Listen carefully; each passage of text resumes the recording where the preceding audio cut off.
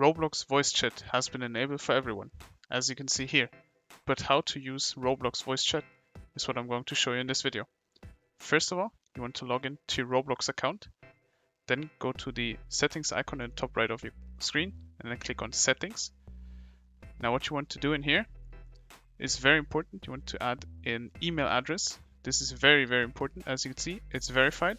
So you want to have a verified email address and a verified phone number. For the email address, you can even use one of those 10-minute emails on the internet, but you have to make sure you can verify it. Once you have verified your email, you can then go over to your phone number, use whatever phone number you can find, but it has to be one that can use to be verified.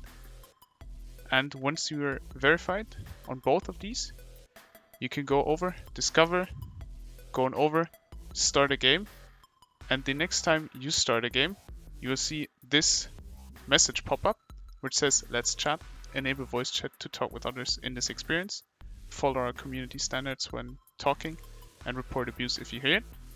By clicking on enable, I consent to Roblox collection, use and storage of my voice recording for moderation and safety purposes only.